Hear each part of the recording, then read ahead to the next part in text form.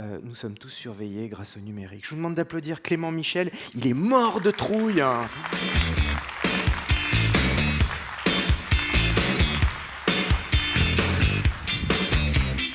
Tiens mon Clément. Merci.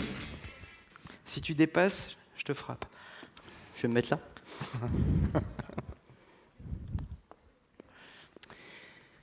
Bonjour à tous, merci d'être présents. Ma conférence, elle s'appelle « Vers une surveillance généralisée ». Alors, on m'a donné 20 minutes montre en main pour traiter le sujet. Je vais essayer de le faire du mieux possible. Je vous promets une seule chose pendant ce talk, c'est de ne pas tomber non plus dans la paranoïa. Parce que c'est le travers qu'on peut faire assez rapidement. Alors, merci Thierry de m'avoir présenté. J'avais prévu la slide à cet effet. Effectivement, je m'appelle Clément Michel. Je suis le dirigeant de la société SINAC. SINAC, c'est un cabinet de consultants en sécurité informatique. On est basé en Normandie. On accompagne les entreprises au quotidien dans leurs problématiques de sécurité, en formant, en auditant, en faisant des prestations diverses et variées pour renforcer la sécurité de tout ce petit monde. Et puis à côté de ça, je suis aussi le co-créateur de l'association NetSecure Day qui organise des événements sur la sécurité en Normandie. Prochain événement, 15 décembre. Alors on a encore un petit peu de temps devant nous, bien entendu, mais notez-le, ça se passera à Salinopolis. Voilà Anne-Sophie, comme ça j'ai fait la promo. Donc voilà un petit peu pour moi. Mais commençons directement avec le talk, puisque c'est pour ça que vous êtes venus et pas pour entendre ma bio. La surveillance serait-elle un péché millénaire? Alors, je vais parler très rapidement de Jules César, de Jeanne d'Arc et puis de la Révolution française, nos amis Danton et Robespierre. Alors, est-ce que quelqu'un dans la salle connaît l'algorithme de César? Vous pouvez lever la main. Quelques-uns, des gens que j'ai peut-être eu déjà en cours. Alors, César, alors on est au moins en 52 avant Jésus-Christ, prise d'Alésia. César, il a un énorme empire à contrôler. Et puis, généralement, il n'est pas tout le temps sur le flanc de combat. Il envoie donc des messagers porter la bonne, la mauvaise nouvelle, les dispositions stratégiques que César veut faire passer à ses armées, de Rome jusqu'à la Gaule. Et ça fait une petite trotte. Quel est le problème? C'est qu'à tout moment, le messager peut se faire intercepter. Et donc, César, à l'époque, a créé un algorithme, alors pas très comment dire, strong, pas très fort. Il suffit simplement de décaler la lettre de l'alphabet de 3. Un A devient un D, un B devient un E, un C devient un F. Pas très compliqué. Sauf qu'à l'époque, tout le monde ne savait pas lire. Voilà. Mais bon, pour arriver à ce niveau-là, c'est l'un des premiers algorithmes de chiffrement qui a été créé, et Jésus-Christ apparemment n'était même pas encore connu à l'époque. Ensuite, on fait un bond énorme, on arrive au Moyen-Âge. Jeanne d'Arc, ça aurait été dommage de ne pas parler de Jeanne d'Arc, vu qu'on est quand même dans la vie qui a vu ces derniers jours. Jeanne d'Arc, comme vous le savez, elle a été vendue, entre guillemets, aux Anglais, elle a été trahie par des Français et donc livrée à l'ennemi. Preuve quand même un minimum d'une surveillance de la personne. On n'en kidnappe pas la guerrière des armées françaises comme ça, en un claquement de doigts. Il faut un minimum se renseigner avant. Puis ensuite, on a encore un bond en histoire. La Révolution française, suite à la prise de la Bastille, l'instauration de la Première République, on a une période tristement célèbre qui s'appelle la période de la Terreur. À cette époque-là, on a tendance à couper des têtes assez facilement, dès qu'on pense que Thierry Sans Peur peut fomenter un coup d'État contre la République. On va avoir certaines personnes qui vont venir et qui vont avoir tendance à avoir la lame facile. Et à l'époque, c'est beaucoup sur des on-dit. Beaucoup d'informations plus ou moins vérifiables et plus ou moins vraies ont fait qu'on a eu beaucoup de travers à cette époque. Alors pourquoi je parle de ça en début de conf? Parce qu'à l'époque, la notion de surveillance, elle existait déjà, du coup. Si Jules César chiffrait ses messages, c'est pas pour rien. Si Jeanne d'Arc a été vendue aux Anglais, preuve quand même un minimum qu'on a travaillé le sujet. Et puis la Révolution française, c'est pareil, on donnait des informations sur des potentiels contre-révolutionnaires. À l'époque, on avait un énorme problème, c'est que l'informatique n'existait pas. Et c'est là qu'on arrive pendant la Seconde Guerre mondiale. Dès 1920, les nazis se sont mis à utiliser une machine civile qui s'appelle la machine Enigma. C'est une sorte de machine à écrire composée de rotors et de différents mécanismes qui permettent de transcrire un texte tapé à la machine à écrire en un texte chiffré. Et la personne qui veut le déchiffrer doit rentrer dans une machine inverse les mêmes paramètres que le premier pour pouvoir revenir au message d'origine. Et les Alliés se sont cassés les dents pendant des années là-dessus parce que l'ensemble des communications des nazis étaient chiffrées par Enigma. Et la machine de Turing, je ne sais pas si ça vous parle, Turing c'est le nom de la personne qui a réussi avec son équipe à créer cette machine que l'on voit en image pour casser le code Enigma, ce qui a quand même fait presque gagner 1 an au conflit. Et c'est la première fois qu'on a plusieurs États qui travaillent ensemble, qui collaborent pour casser un système de chiffrement de l'ennemi. Chiffrement veut dire protection. Et on fait du chiffrement généralement parce qu'on est surveillé, pour éviter que l'on puisse lire nos messages. Alors à l'époque, effectivement, ça partait d'un bon sentiment. Je pense que tout le monde dans la salle sera d'accord pour le dire. Et puis fin de la Deuxième Guerre mondiale, début de la guerre froide, l'informatique commence à arriver et on commence à envoyer des satellites dans le monde entier. Et je ne sais pas si vous connaissez le programme Échelon, et le concept est assez simple. 5 États vont espionner le monde entier. Ces 5 États sont les suivants, les États-Unis, le Canada, la Grande-Bretagne, la Nouvelle-Zélande et l'Australie. Et ces 5 États vont créer ce qu'on appelle des grandes oreilles, qui vont être dirigées vers les satellites, parce que comme vous savez, un satellite émet des ondes, et quand ça arrive sur Terre, le rayonnement est assez grand, donc il suffit de placer une parabole dans la bonne direction, ou tout simplement à l'endroit où les données tombent, pour les écouter. Et c'est la première fois qu'on a plusieurs États qui se mettent, de façon un peu généralisée, à écouter l'ensemble du monde. Sauf qu'à l'époque, qui utilise les satellites, c'est essentiellement les États. Parce que la technologie coûte encore extrêmement cher, le smartphone n'a pas encore été inventé, et donc on n'utilise pas réellement de GPS à tire-larigot. Et du coup, c'est quand même la première fois qu'on s'est mis à avoir une surveillance généralisée. Et là, c'est le premier coucou aux Américains que l'on peut faire, parce qu'ils étaient quand même instigateurs de ça. Et puis quelques années après, on en a parlé notamment en 2013 et 2014, ça a fait grand bruit, c'est l'affaire Prism. Alors l'affaire Prism, déjà on peut remercier Edward Snowden de nous avoir avertis de tout ça. Le concept, c'est un espionnage de masse des télécommunications par les États-Unis. Alors les États-Unis ont vu que le programme Échelon a très bien marché, puis ils ont créé le programme Prism en solo. Pourquoi en solo à votre avis ? Qui sont les plus grandes sociétés d'informatique ? Microsoft, Apple, Cisco, IBM, Facebook, Twitter.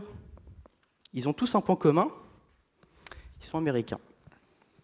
Et ces gens-là, aujourd'hui, on a quasiment tous un compte, au moins sur l'un des éléments que je viens de citer, voire même peut-être sur chacun d'entre eux. Et on met de l'information sur ces comptes-là.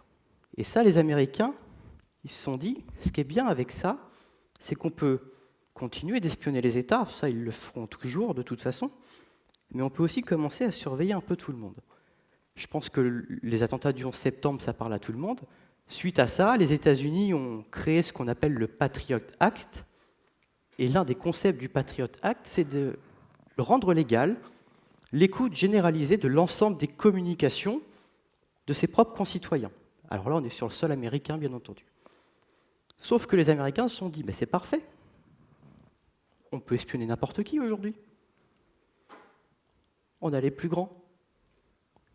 Les plus grandes sociétés d'informatique, Microsoft, Yahoo, Google, Facebook, Paltalk, YouTube, Skype, AOL, Apple, tous ces gens-là sont chez nous.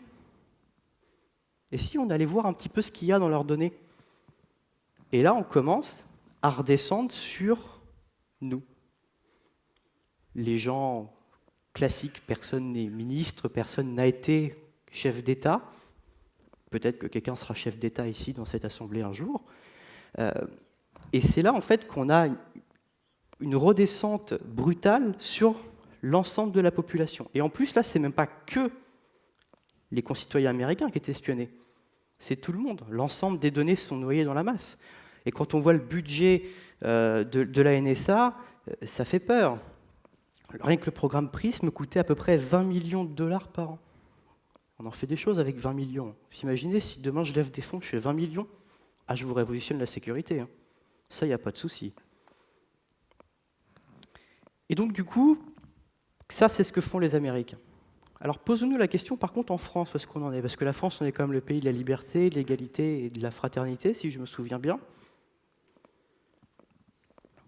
Eh ben nous, on n'a pas dérogé à la règle non plus. Si vous étiez là l'année dernière, d'ailleurs, vous avez sûrement entendu parler de ça, puisque j'étais venu, très timide apparemment à l'époque, pour parler de ça, la loi renseignement. Alors la loi renseignement, elle a été établie en 2015, elle a été votée l'année dernière. Alors on peut se poser la question, est-ce que la loi renseignement, c'est pas le prisme à la sauce camembert? Normandie Forever.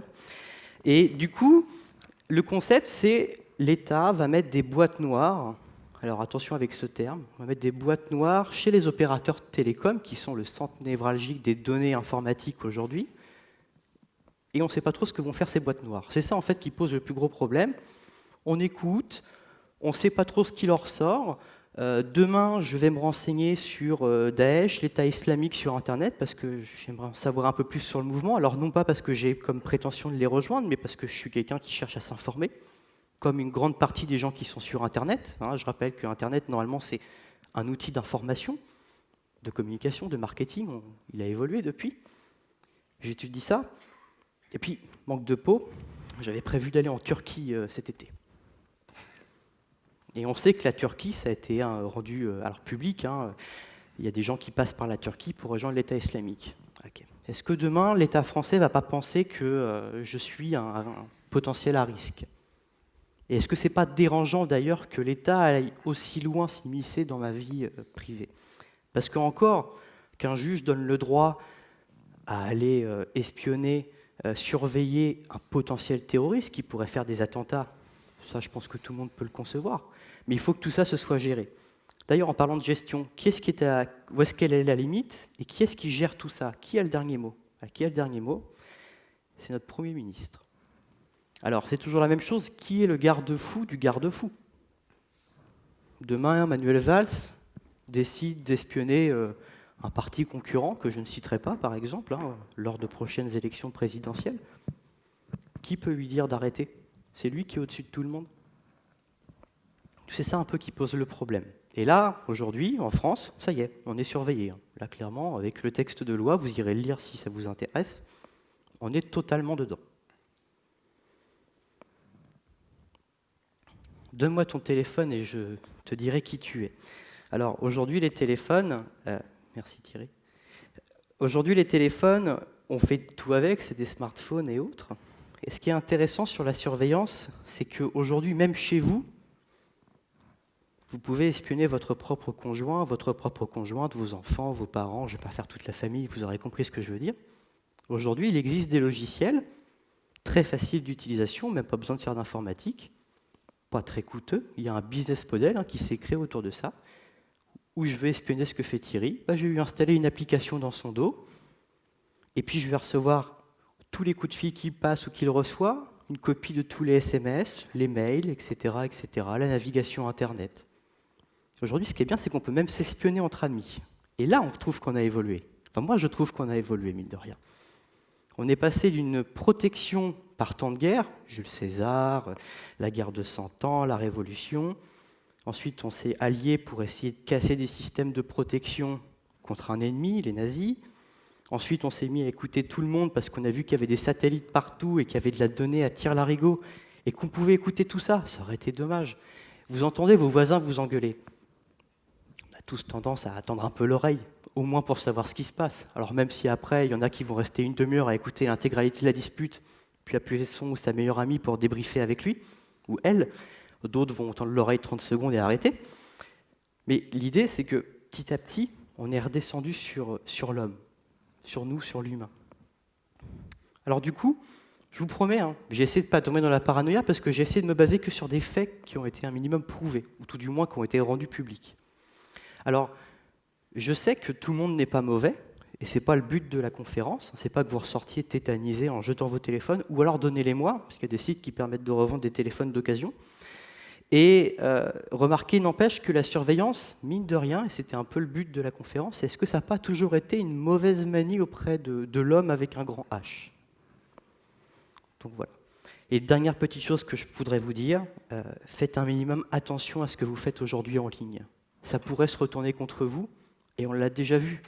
Le meilleur exemple qu'on peut donner, c'est quand même les Américains. Les campagnes d'élections aux États-Unis, c'est sanglant. Ils vont chercher la moindre petite chose pour déstabiliser le camp adverse, pour faire gagner des voix à l'autre camp. La plupart du temps, quand ils retrouvent ces informations-là, c'est notamment à partir d'Internet. Que ce soit dans le contexte, retrouver la personne qui va pouvoir donner l'information ou autre. Donc faites juste attention aujourd'hui à ce que vous faites sur Internet. Ça va, personne ne s'est évanoui? Peut-être de peur. C'est quelqu'un qui a jeté son portable. Il s'appelle Par Frédéric ici. Safroy. J'aurais dû prendre un sac, tu sais, pour les rattraper sur scène. Donc voilà, c'est un petit peu ce que je voulais vous dire. Et donc je vais conclure par cette dernière phrase. Vers une surveillance généralisée, point d'interrogation, réponse. Et ça fait-il pas des années que nous sommes déjà surveillés de façon énorme, gargantuesque, même si j'ose dire. Voilà, c'était tout pour ce talk. Je vous remercie. Merci Clément. On passe aux questions et moi je voudrais te poser une question toute simple. Puisqu'on dit que le numérique est là pour faciliter les choses, effectivement, si tu le dis que c'est depuis des millénaires qu'on passe notre temps à s'espionner, est-ce que ce n'est pas tout naturellement que dans la surveillance, le numérique, s'il peut être implémenté dans la surveillance, c'est pour faciliter les choses, donc faire les choses encore plus grand, encore plus vite. Donc est-ce que tout ça, c'est pas normal en fait? La question, c'est pas forcément de savoir si c'est normal ou pas, c'est de savoir où est la limite. Est-ce que demain, toi, tu accepterais que le gouvernement scrute toute ta vie, passée et présente, et ça va sur toi, sur peut-être ta compagne, tes enfants, tes amis, ton cercle d'entourage proche, et quand on va te donner le motif de cette enquête, toi, tu la trouves pas légitime.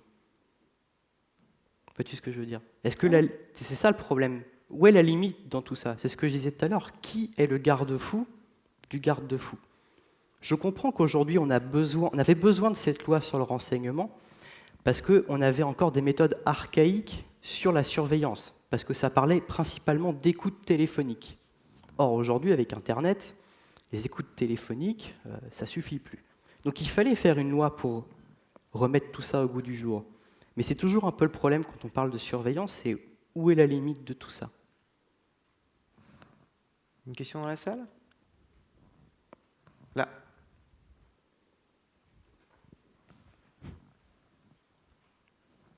Bonjour, donc je m'appelle Amine, je suis entrepreneur sur Internet et blogueur sur un site qui s'appelle otake.com. Et donc à chaque fois j'entends des gens qui se plaignent de la surveillance, de ne pas avoir de respect de vie privée. Mais en réalité, il est où le problème si on n'a rien à se reprocher, rien à cacher? T'as vraiment rien à cacher? Bah franchement, rien qui Vraiment puisse pas rien. être... Moi, je pense que chaque personne a quand même un minimum de choses à cacher. Et je pense qu'on a tous quelque chose en soi qu'on n'a pas forcément envie que les autres ne sachent. Alors effectivement, il est aussi de notre devoir de faire attention. Si je veux pas que ça se sache, bah, autant pas le publier sur Internet, c'est sûr. C'est la première chose. Donc oui, effectivement, il faut faire attention en fait à ce que l'on dit et ce que l'on met. Après, on ne peut pas reprocher, c'est sûr, si les gens le voient. Je vais publier quelque chose sur mon mur Facebook en public, c'est-à-dire que même quelqu'un pas connecté à Facebook va peut-être pouvoir lire mon message. Il ne faut pas que j'aille me plaindre après forcément que cette personne-là elle a accédé à telle information. Après, c'est une question de bon sens. Donc, la bonne réponse, je ne sais pas si on a réellement, surtout, mais l'important, en fait, c'est juste de faire attention. Je ne suis pas en train de me plaindre en fait, des problèmes de vie privée. Moi, mes mails, quand j'ai besoin que ça reste confidentiel, je les chiffre. Quand j'ai un mail, j'en ai rien à faire que n'importe qui, peut-être un jour, tombera dessus et il le lira. Je l'envoie en clair. Et advienne que verra. Est-ce qu'il y a une autre question? Alors, en attendant qu'il y ait d'autres questions, même moi la question que je me pose qui est très simple, c'est toi en tant qu'entrepreneur. Ton métier, c'est d'arriver, devant des entreprises, et de leur dire, voilà, je vais à un moment donné vous aider à sécuriser un petit peu vos données. Comment tu réussis à vendre ton boulot, ta spécificité, quand effectivement, c'est ce que disait hier Raphaël Antoven sur cette scène. Raphaël Antoven, je ne sais pas si tu étais là, il disait, mais Facebook a réussi à faire ce que les renseignements généraux ont rêvé depuis des années. Comment tu vends à une entreprise, à un groupe d'entreprises, cette sécurité informatique quand tu vas sur Facebook et en l'espace de quelques minutes, tu peux savoir plein de choses sur les gens, souvent sur les dirigeants des entreprises que tu vas voir. Comment tu réussis, toi, à un moment donné, à leur faire prendre conscience, sans être effectivement alarmiste, parce que tu sais, c'est le principe des vendeurs d'alarmes, hein, pour vendre des alarmes, il faut parler cambriolage. Donc est-ce que justement tu fais comme un vendeur d'alarme et tu parles cambriolage? Alors, on s'est posé la question quand on a créé le business model, hein, je ne vais pas le cacher. Le fait que je puisse aller en prison en payant une énorme amende m'a rapidement calmé. Donc, on s'est tourné vers un autre business model. Alors, pour répondre plus sérieusement, 2 cas de figure en fait dans mon quotidien. Soit la personne que j'ai en face a déjà été victime en fait d'un problème lié à la sécurité. Alors, quel qu'il soit, hein, ça va du simple virus au piratage caractérisé, vol de données, destruction de données, etc. Donc là, la personne, on est plus dans de la psychologie. On est là pour réparer un peu la société, en gros, qui a commis vraiment un sinistre. Et puis, deuxième cas de figure, on a la personne qui, n'a pas eu ou n'a pas détecté un sinistre lié à la sécurité. Et là, c'est un peu plus compliqué, effectivement. Ça dépend des personnes. Il y en a qui sont assez réceptifs. Ils le savent qu'il y a des dangers et ils acceptent le risque. Bon, à partir de ce moment-là, il est difficile pour moi de faire de la vente forcée. Il y en a qui sont complètement sceptiques. Et là, c'est pareil. À un moment donné, moi, j'ai une limite. Je m'arrête. Ça ne sert à rien. Je ne vais pas passer 4 heures à essayer de convaincre quelqu'un qui n'y croit pas. Je lui laisse ma carte. J'espère pour lui qu'il n'aura jamais de sinistre. S'il a un sinistre, il sait où m'appeler. Alors ça représente quoi concrètement? Parce que, je sais pas, combien d'entre vous sont fait pirater Est-ce que j'ai des clients potentiels dans la salle? dans cette assemblée? Combien d'entre vous sont fait pirater? 1, 2, Alors, après, j'ai une deuxième question à vous poser, c'est combien d'entre vous savent qu'ils se sont fait pirater? ça c'est la bonne Voilà, question. c'est ça la vraie question. C'est un gros problème sur la sécurité aujourd'hui, c'est que parfois on ne le voit pas. Et Souvent. parfois, en fait, c'est ce qu'on appelle des attaques sur le long terme, et c'est ce qu'on appelle des signaux faibles. Le pirate ne va pas forcément enfoncer la porte, voler le magot et repartir. Quand il fait ça, généralement, on le voit.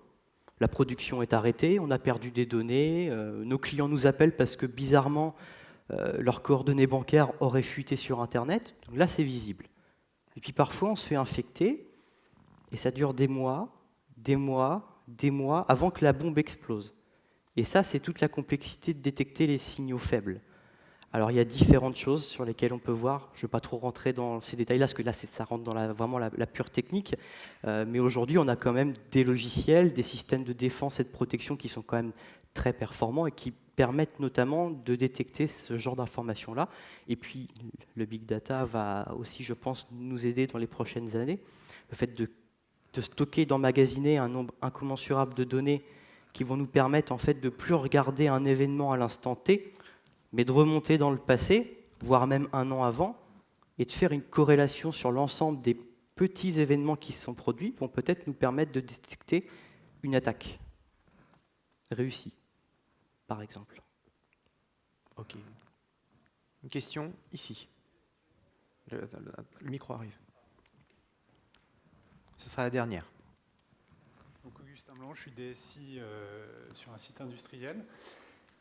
Quand j'ai fait mes études il y a quelques années sur la sécurité informatique, on partait du principe que 80% des attaques étaient en interne. Est-ce que cet état de fait a changé? Est-ce qu'au final, on est toujours plus vulnérable à l'intérieur qu'à l'extérieur ou pas? Alors, quand vous dites à l'intérieur, c'est les salariés qui attaquent ouais. eux-mêmes l'entreprise, ou c'est eux qui sont vecteurs? Qui l'attaquent, Voilà. qui sont achetés, qui font fuiter des données, C'est ça. Alors, c'est la question que je voulais poser. Il y a un paradigme qui est réel, c'est le paradigme des 90-10.